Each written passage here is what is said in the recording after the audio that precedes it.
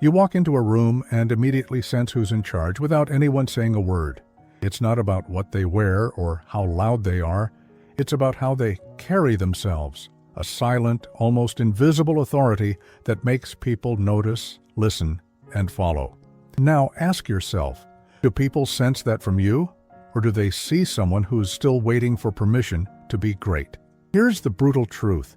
The world is responding to the signal you send every second. And most people are broadcasting insecurity, hesitation, self-doubt, and then wondering why no one believes in them. The secret no one told you is this. Your mind doesn't know the difference between who you are and who you believe you are. That's where everything begins to change. Most people are walking around in emotional autopilot. They believe that confidence comes after results. That respect only comes after success.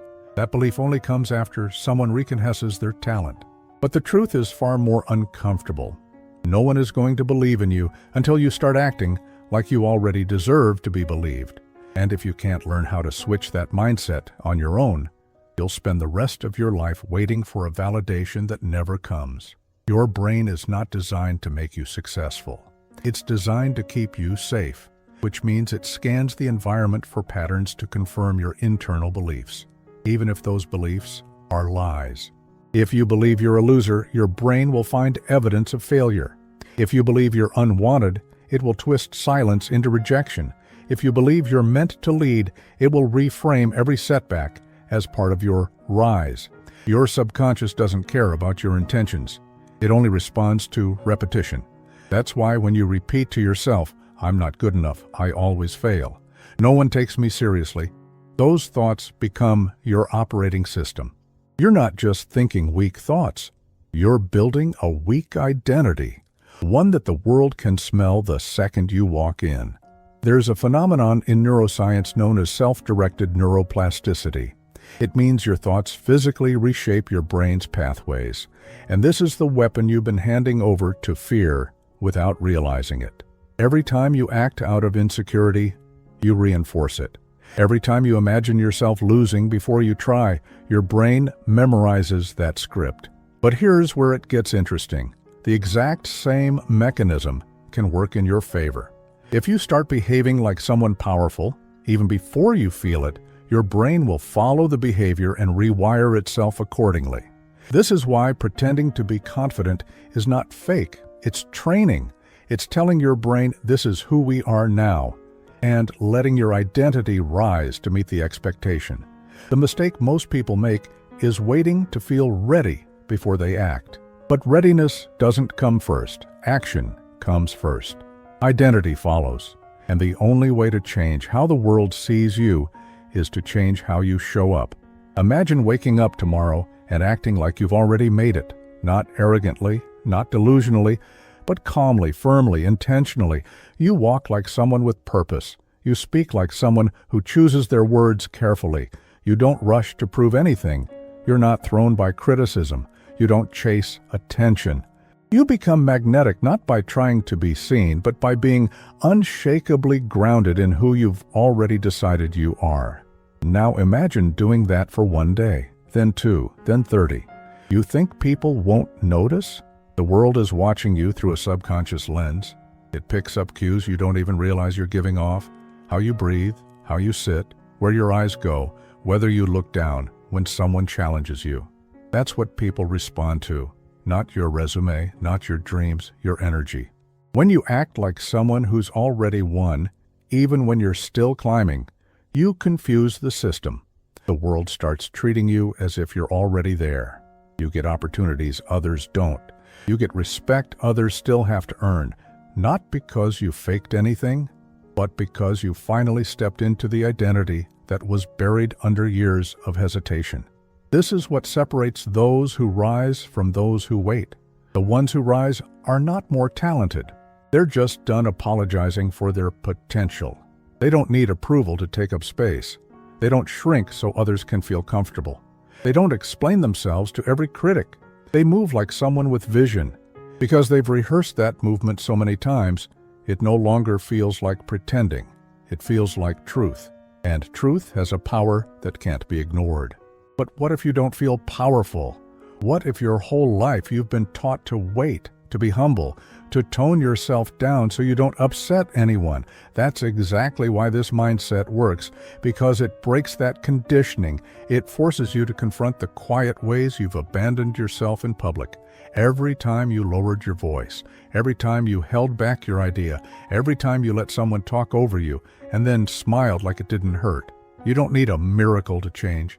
You just need to stop rehearsing weakness and start practicing authority, even if it feels unnatural at first. That discomfort you feel, that's not inauthenticity, that's growth. That's your identity fighting to expand beyond the story it was raised in. Because the moment you stop waiting for the world to treat you like a winner and start moving like one, the world will have no choice but to catch up. And that's when everything begins to shift. If this made you reflect on a moment you stayed silent just to keep the peace, drop it in the comments. Your story might be the one someone else needed to read today. And if you're feeling this message, make sure to subscribe. We go even deeper in every video. You've spent most of your life trying to deserve respect, and that's exactly why it keeps slipping through your fingers. Because respect isn't something you earn after proving yourself. It's something you claim by how you carry yourself long before anyone hands it to you. And the harsh truth is, the more you try to convince others of your worth, the more they assume you don't believe in it yourself. The problem isn't your lack of ability, it's your behavior. The small things you don't even realize you're doing. The nervous smile you give when someone interrupts you. The way you look down when you're speaking. The way you hesitate before offering an idea, as if you need permission to be heard. These aren't accidents. They're micro-signals your mind sends when your identity hasn't caught up with your potential. And people read them instantly. You don't need to say a word. Your energy speaks first. This is why most people are constantly misunderstood. It's not because they aren't good enough. It's because they broadcast uncertainty. They try to be agreeable. They try to not offend. They try to be liked. But in that effort to please, they lose themselves. And the world doesn't respond to people who disappear. The real turning point happens when you stop trying to be impressive and start being undeniable. That means you don't enter a room looking to win approval. You enter to own your presence, not with ego, but with groundedness, with calm, with the kind of confidence that doesn't need an audience to validate it. Think about the people who've left the biggest impressions on you. Was it because they shouted the loudest? Or was it because they moved through life with quiet certainty, like they knew something the rest of the world hadn't figured out yet? That's not luck, that's identity work. And it doesn't begin when others believe in you. It begins the moment you do. There is a term in psychology called self-fulfilling prophecy. It means the belief you carry, true or not, starts to shape your reality. If you believe the world will ignore you, you'll unconsciously act in ways that invite exactly that. If you believe you're always overlooked, you'll shrink at the exact moment you should speak. And if you believe you don't belong, you'll give off the subtle cues of someone who's waiting to be rejected. And then you'll say, "See, I knew it." What you don't realize is that you were writing the ending of that story before the first chapter even began. But the opposite is also true. If you start walking like someone who's already earned a seat at the table, the world will stop and reconsider how it's been treating you. The people who lead, influence, and succeed at the highest levels aren't just the smartest or most skilled. They're the ones who believe the room is better with them in it, and they act accordingly. They speak with intention. They make eye contact without flinching. They don't rush to fill silence. They own space. And here's the key. They weren't born like that. They trained like that. There's something called behavioral rehearsal. It's used in therapy, in military training, in elite sports. It's the practice of mentally and physically embodying the traits you want before the situation requires them, so that when the moment comes, your response is automatic, confident, integrated, because you've already lived it in your body and mind. That's what acting as if really means. It's not about lying to the world. It's about telling the truth to your future and living in alignment with that vision, starting now. You act like you're already valuable because you are. You just haven't owned that value yet. The moment you stop apologizing for taking up space, everything around you shifts. People listen longer, they question you less, they lean in. They feel something they can't quite name. It's not charisma, it's not arrogance, it's alignment. Your internal belief finally matches your external behavior.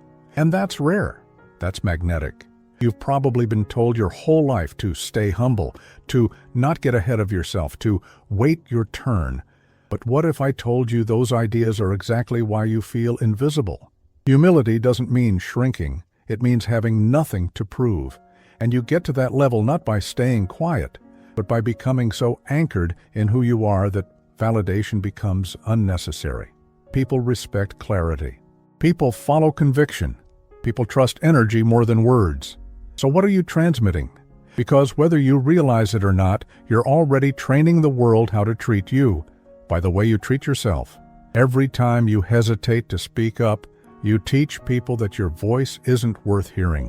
Every time you downplay your strengths, you show others it's okay to overlook you.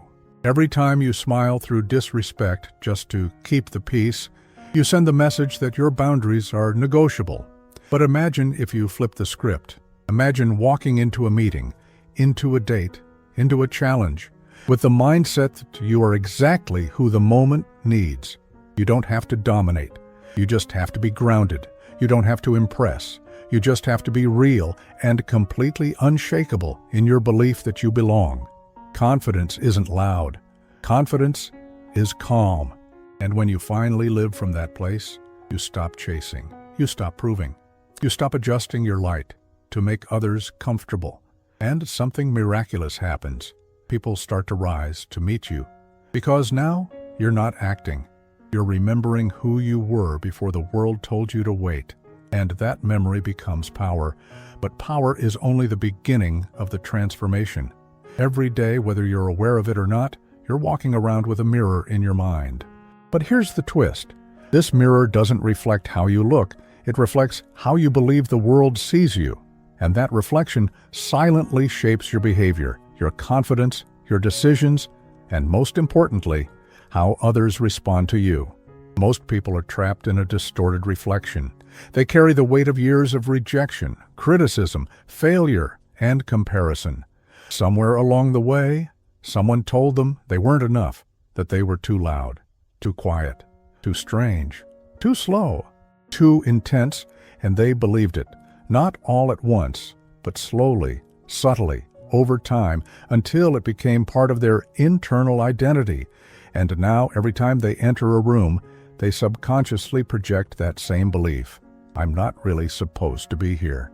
What they don't realize is that the world doesn't respond to facts. It responds to conviction. And when you walk into a space convinced that you don't belong, no one will fight to convince you otherwise. This is what happens when your internal standard of identity hasn't been upgraded. You're still living by the emotional programming of a younger, more insecure version of yourself. You're navigating adult challenges with the self-worth of a wounded teenager. And no matter how much you grow externally, that inner script keeps pulling you back into the same roles. The people pleaser, the overthinker, the outsider, the overachiever, who still doesn't feel good enough. The real shift happens when you stop using your past as a compass, when you stop filtering every new experience through the lens of your old pain. Because identity is not fixed. It's flexible, but only if you're willing to rewrite it. Ask yourself this: who would I be if I had never been told I wasn't enough? It's a confronting question, because most people have never given themselves permission to imagine a version of themselves that isn't shaped by guilt, shame, or fear. But that version exists, and the only reason you haven't met it yet is because your standard of identity is still tied to the environment that wounded you. Think about it. If you were raised in chaos, you learned to stay small to survive. If you were ignored, you learned to overperform to get attention. If you were criticized, you learned to self-censor to avoid more pain. And now those survival strategies have become your personality. But they were never your truth. They were just armor. And now they're suffocating you.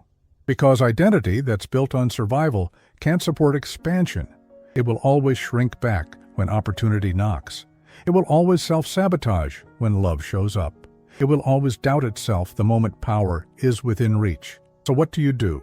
You start by raising your internal standard. You decide, deliberately, that you are no longer available for a life that insults your potential. You stop entertaining relationships that drain you. You stop chasing approval from people who are committed to misunderstanding you. You stop explaining yourself to those who only hear what confirms their bias. And more importantly, you stop repeating the story that says you have to earn your place, because you don't. You are the place. When you walk like you are the table, you don't beg for a seat at it. You become the environment that others want to be invited into. Your presence becomes the statement, and that's when the world shifts. Because now, you're not chasing alignment, you're attracting it. Here's a secret. People treat you based on the emotional standard you set for yourself. If your standard is low, if you tolerate disrespect, inconsistency, neglect, that's what you'll keep getting. Not because you deserve it, but because you've normalized it. But when your energy shifts, when you start behaving like someone who knows their value, people will either rise to meet you or remove themselves entirely. And that's exactly what needs to happen, because when your identity changes, your circle will change, your choices will change, your reality will bend, and it will feel uncomfortable at first, like wearing clothes that don't quite fit. But over time, that new version of you will become your baseline, your normal, your new mirror. That's how you reclaim your identity from the inside out. And the most powerful part? You don't need anyone's permission to begin. You don't need a certificate or a job title or a certain income level to behave like someone who deserves more. You don't need applause to start clapping for yourself. You don't need followers to lead yourself with discipline and vision. The shift doesn't happen when the world sees you differently. It happens when you do. And when that happens, when you raise your standard of how you allow yourself to be treated, spoken to, looked at, respected, everything around you either evolves with you or fades away. Not because you forced it, but because you finally outgrew the version of you that tolerated less. This isn't arrogance. This is alignment. And once you taste that kind of power, the kind that doesn't need to prove itself, you'll never settle again. Because now you've remembered the truth. You were never too much. You were just surrounded by people who made you feel like you had to shrink. And once you stop shrinking, the world has to make room. There is a moment, quiet, invisible, and often unnoticed, when everything changes. It's the moment you stop looking for someone to rescue you, to recognize you, to tell you that you're finally worthy. It's the moment you stop asking for permission to believe in yourself. And from that moment on, your life begins to respond differently. Because for the first time, you have taken control of the narrative. No one tells you this, but believing in your own authority is the most rebellious thing you can do in a world that profits from your doubt. Your job, your relationships, your society, they all teach you to earn your worth, to prove yourself through output, obedience, or sacrifice. But there's a deeper truth beneath all of it. No amount of external validation can replace the internal decision to own your value.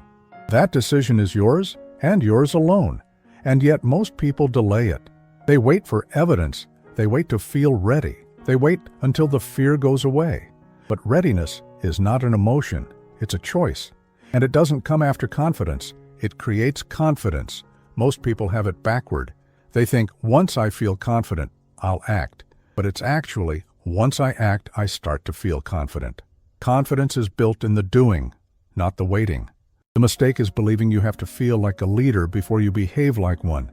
But the world doesn't reward potential. It rewards action, silent, uncomfortable, unapplauded action.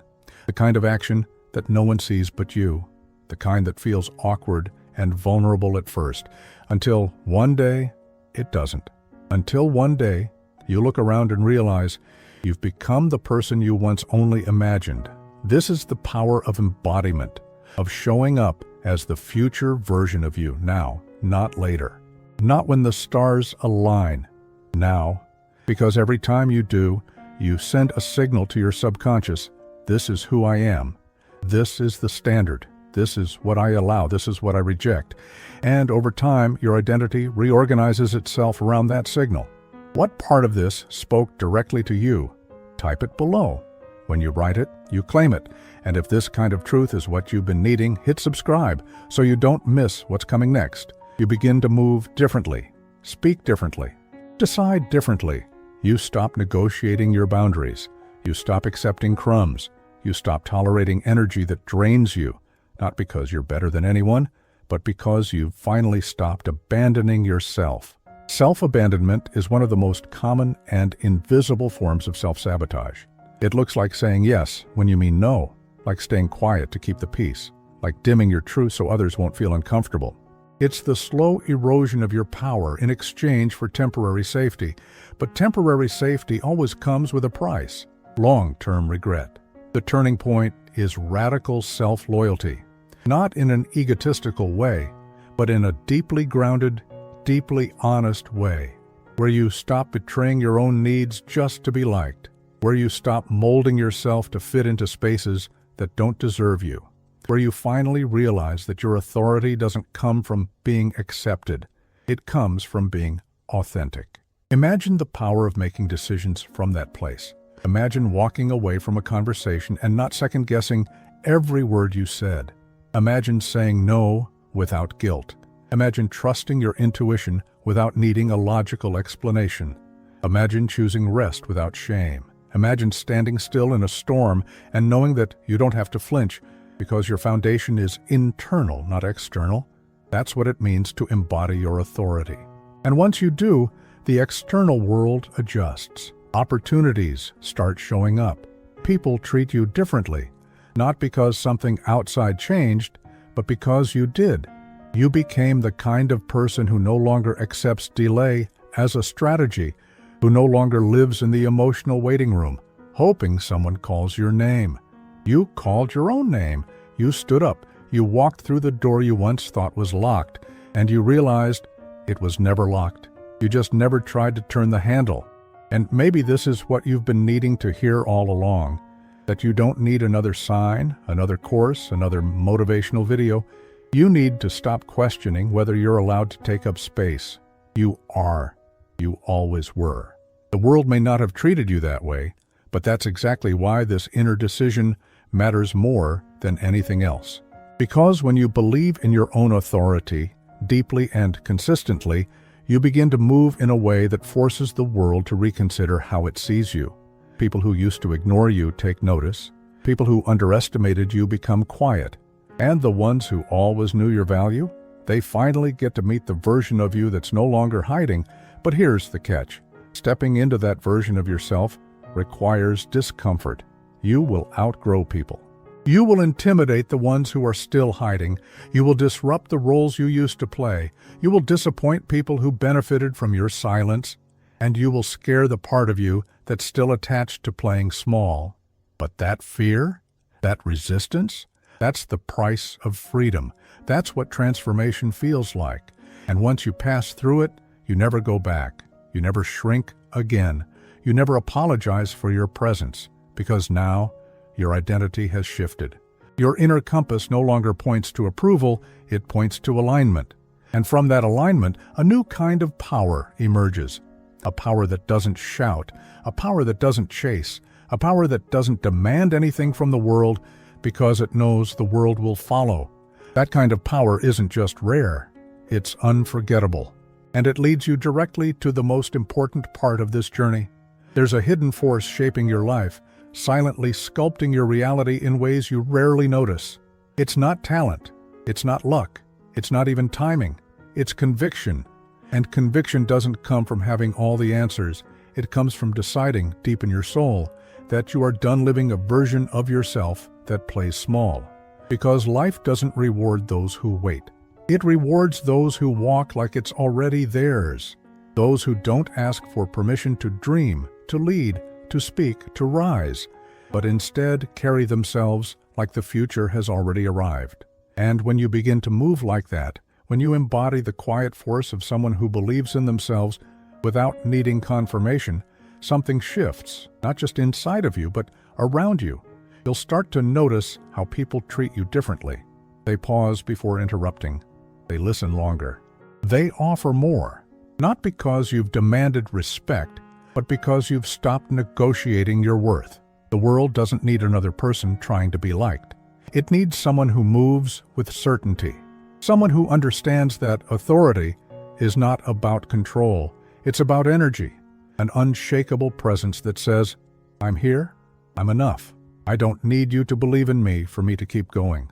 And yet, most people hesitate at the edge of this truth. They've been conditioned to wait. Wait for the raise, wait for the relationship, wait for the perfect moment. But the truth is, there is no perfect moment. There's only the moment you decide to become the person your future needs now.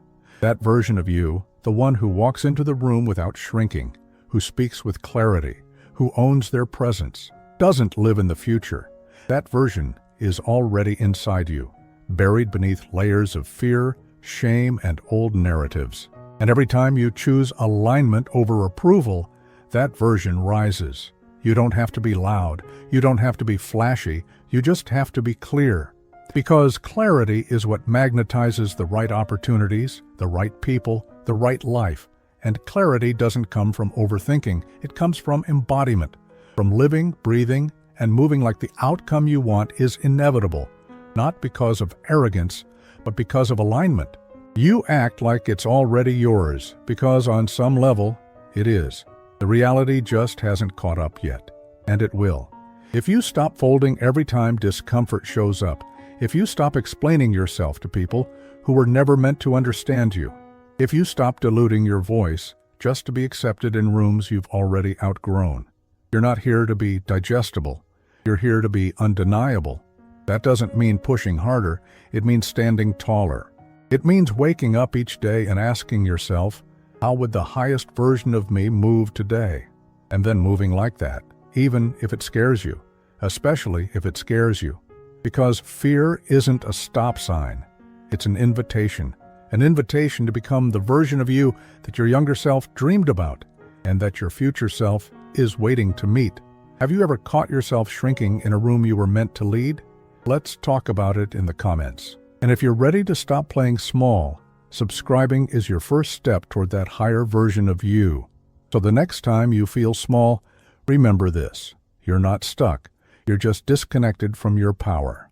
And power isn't something you find. It's something you reclaim, one decision at a time, one standard at a time, one moment at a time. You are not behind. You are not broken. You are not invisible. You are becoming. And the world is watching. It's responding. It's shifting. Slowly, silently, precisely, according to the energy you're brave enough to carry. So, carry it with conviction.